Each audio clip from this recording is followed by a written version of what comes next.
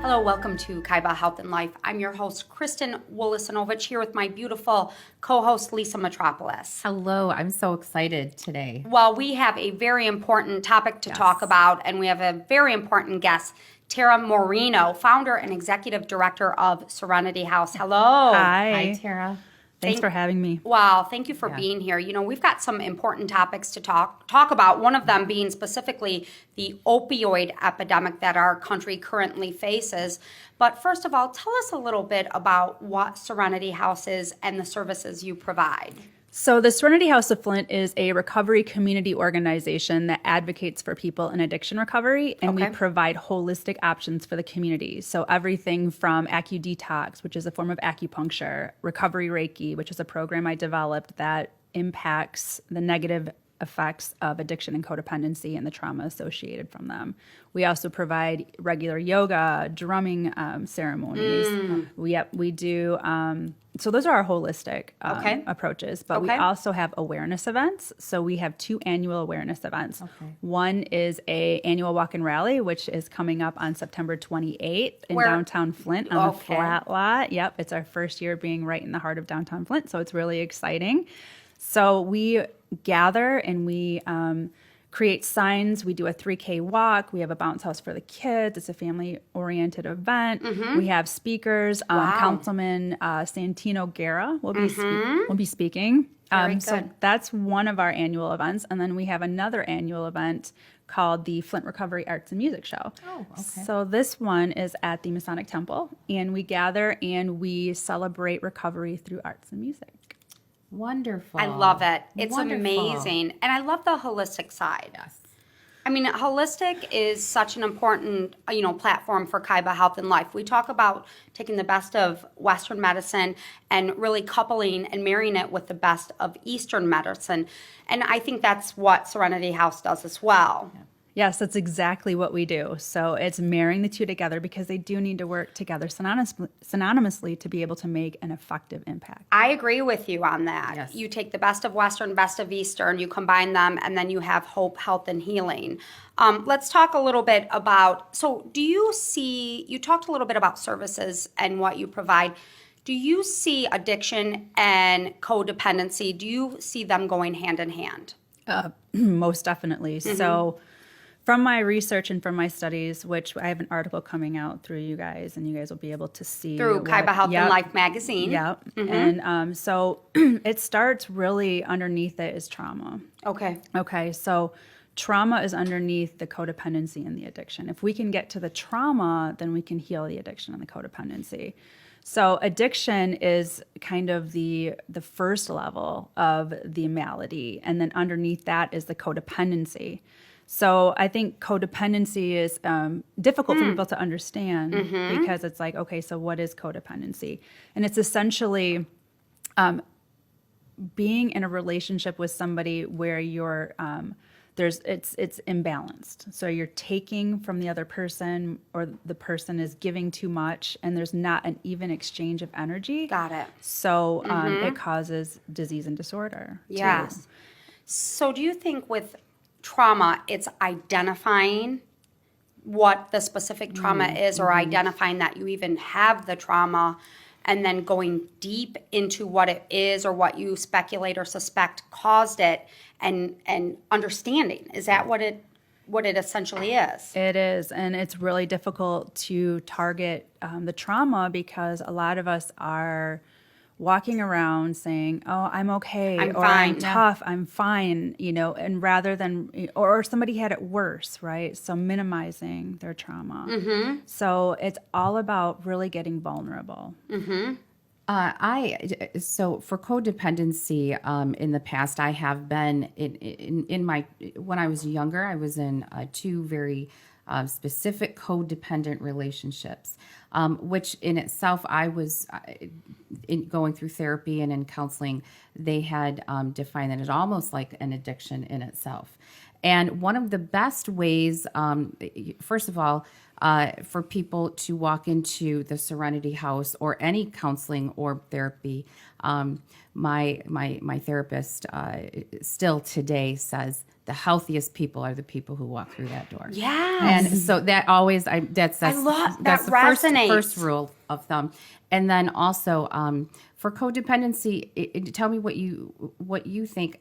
He defined it as he said, look, bottom line is, Lisa, two halves do not make a whole. And so I was a half of a person, they were a half a person, but we weren't whole people unless we were together. Right. And that was very, very dangerous and unhealthy. And it took me,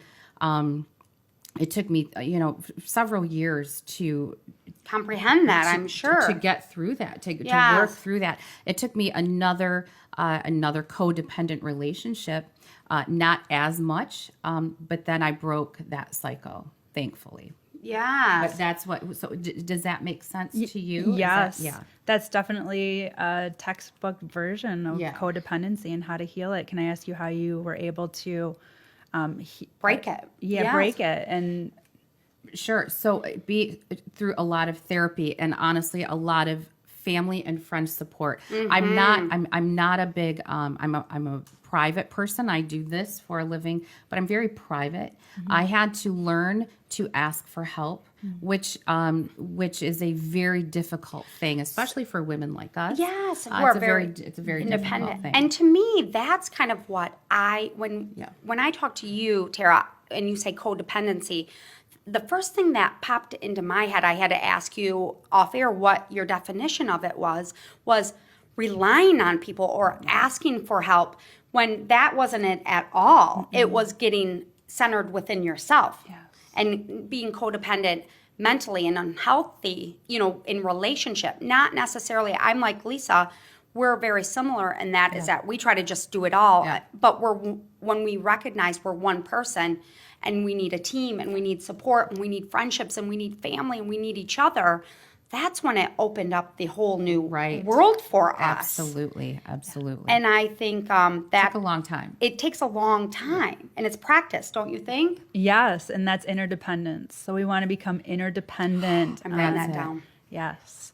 So yeah.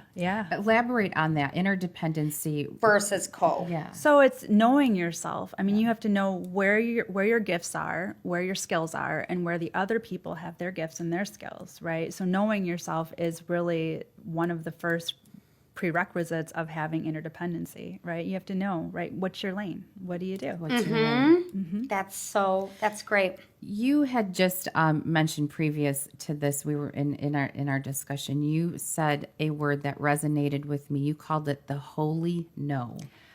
That is a huge part of interdependency, isn't it? Because girlfriend, tell us what that is, because we The all holy need no. to hear this. So, I've been working on boundaries. So that's part of healing codependency. It's saying no. And there's the holy no. So that's that no where you can stand in your power and not let the guilt of not saying yes to whatever this is, whatever you're dealing with.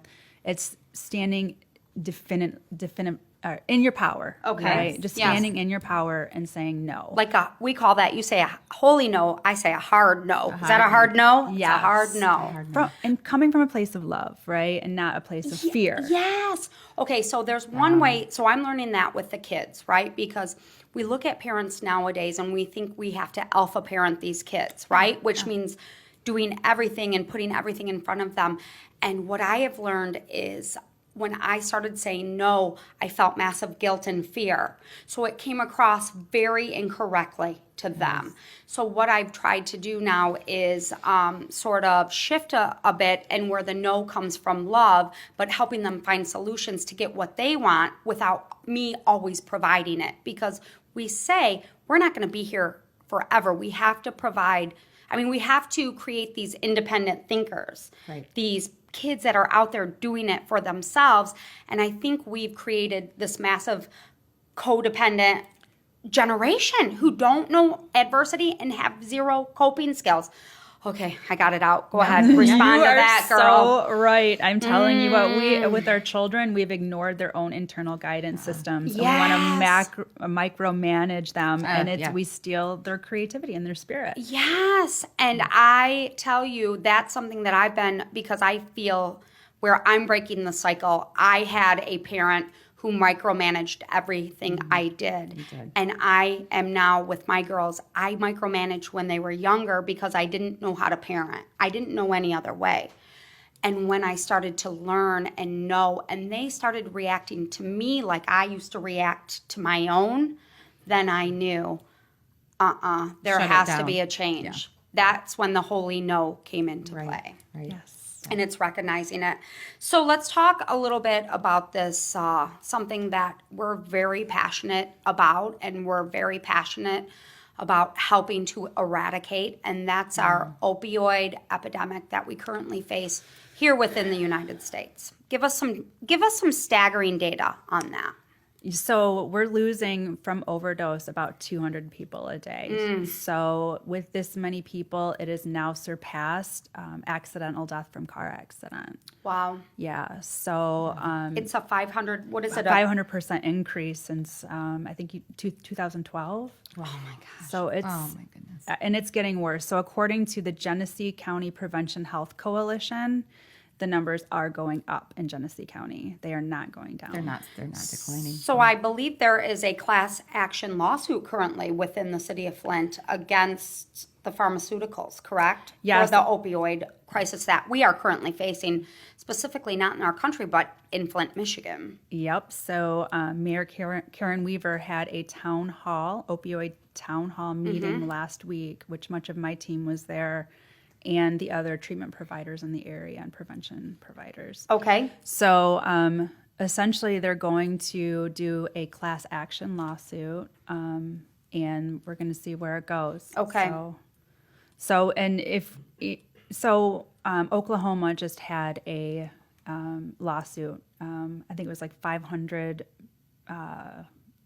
million. Oh, wow. Oh, wow. Yeah. Well, I will tell you, I just looked at some of the numbers they listed by state by number 1 through number 50, and Michigan is number 14 within the 50 states. So we definitely, and we look at it within the United States. I mean, from a global standpoint, the United States consumes probably 98% of the pharmaceutical business. 80%. 80%. 80% of all of the pills that are made, the United States receives 80% of them. And I think it's in the 90 percentile for antidepressants. Wow. So that's just speaks volumes to our lack of coping skills. Right, yeah. Our lack, and we talk all the time about generational or our ancestors who had it right in terms of meditation. And that leads me back to Serenity House, you know? Yes, and you're absolutely correct. So Yeah. getting back to the ancient approaches of our ancestors to heal. So modern medicine is only about 100 years old, right? So what have we been doing as humans? And our culture is just, we're very sick society. So what does that say, right, about where we're headed? It is about getting back to our roots. We have to change, and that's what Serenity House That's is what you're about. doing. So tell us real quickly, how do people get a hold of you? So the Serenity House of Flint's website is www.flintserenityhouse.org. And then our number is 810-412-8241. Excellent. And as Lisa said, the people who walk through those doors Are the healthiest people. are the healthiest people. There is no shame. These numbers are staggering, and we are such advocates for mental health. And the more you know and the more you learn, the more you grow and the more you heal and help others heal. Is that, would you agree with that? yes. I mean, you've been through your own journey, and I think it's your own story and vulnerability, obviously, that has led you where you are. Right. But Yes. it's also allowed you to help heal. Yes, so that's why this platform is so incredibly important, because it's giving a voice for people who have went through hardships and overcome them. That's the only way where we're going to heal this thing is through vulnerability and saying, I've been through it. We've been through it. We can help you find your way out.